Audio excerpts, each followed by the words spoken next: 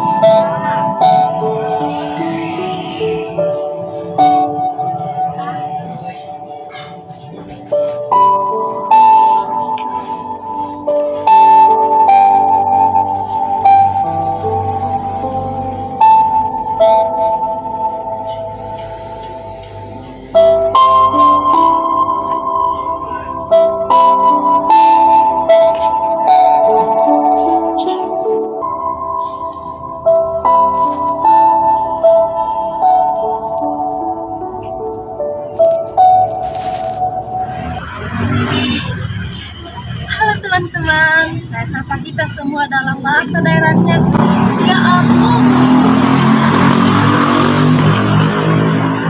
Dan sadari, ini saya akan menyampaikan materi tentang wacana bahasa Indonesia. Sebelum itu, izinkan saya memperkenalkan diri. Perkenalkan, nama saya Mecan Kartika Hidayat Fikria dan biasa dipanggil Wiki.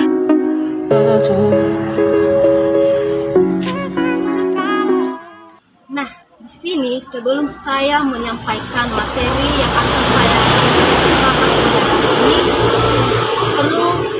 saya akan memaparkan di tangan saya ada berupa media buku atau media 2 dimensi, dan di dalamnya berisi tentang peta konsep atau hal-hal yang akan kita pelajari pada hari ini.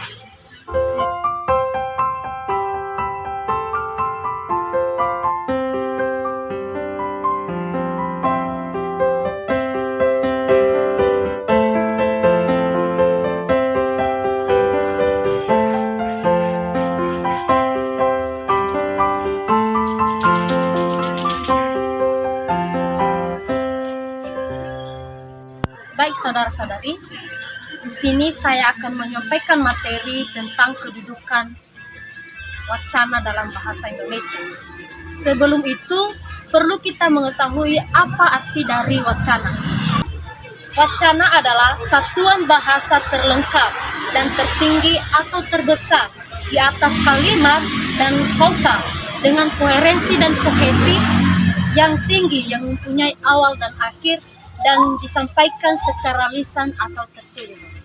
Nah, disebut tertinggi dan terlengkap akan kita bahas nanti pada kedudukan wacana dalam bahasa Indonesia.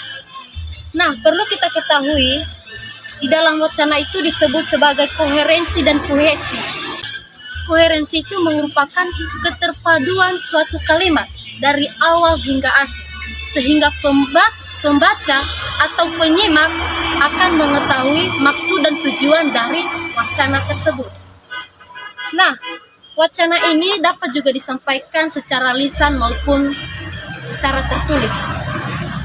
Wacana lisan dapat berupa pidato langsung, ceramah, dan kemudian wacana tertulis ini dapat berupa bentuk buku serta cerpen-cerpen dan surat-surat lainnya yang mempunyai suatu tujuan.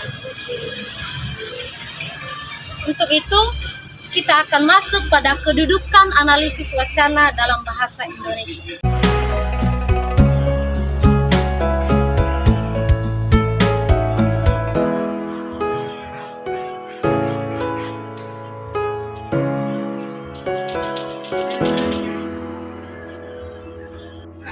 Nah, kita lanjut akan membahas tentang kedudukan wacana dalam struktur bahasa.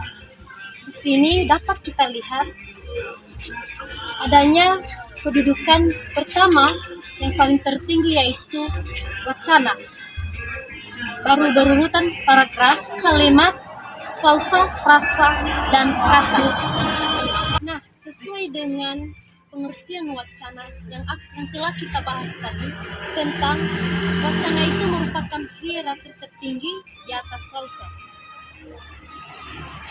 Nah, disebut tertinggi karena dibentuk dari beberapa paragraf, dan paragraf juga dibentuk dari beberapa kalimat, dan begitu juga dengan sampai pada kata. Kemudian kita akan membahas tentang paragraf, yaitu suatu karangan yang di dalamnya terdapat suatu gagasan pokok, atau bentuk paragraf ini dibentuk dari beberapa kalimat yang di dalamnya ada kalimat penjelas dan kalimat utama. Dan paragraf ini dibentuk dari 3-5 kalimat, dan salah satunya kalimat tersebut terdapat gagasan pokok, dan kalimat yang lainnya merupakan kalimat penjelas. Nah, sekarang kita masuk pada urutan kalimat. Kalimat ini merupakan satuan bahasa yang berdiri sendiri dan yang secara relatif utuh. Nah, relatif di sini merupakan sebuah hal yang tidak dapat didefinisikan tanpa adanya acuan yang dapat dilihat langsung. Nah, sekarang kita masuk pada klausa. Klausa ini merupakan gabungan dari dua kata atau lebih, yang dimana di dalamnya terdapat subjek dan predikat. Dan contohnya dapat kita jelaskan seperti kami sedang bekerja. Nah, kami sebagai subjek, sedang bekerja sebagai predikat. Sekarang kita masuk pada urutan frasa. Frasa adalah gabungan dua kata atau lebih yang bersifat non-predikat. Kemudian urutan kata. Kata ini merupakan satuan terkecil dari satuan bahasa.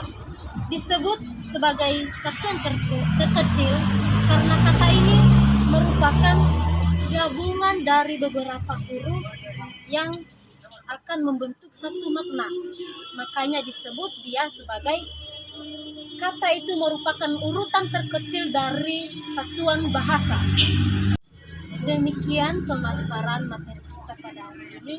Semoga yang saya sampaikan pada hari ini walaupun singkat, semoga dapat bermanfaat bagi kita semua. Terima kasih. Ya, I hope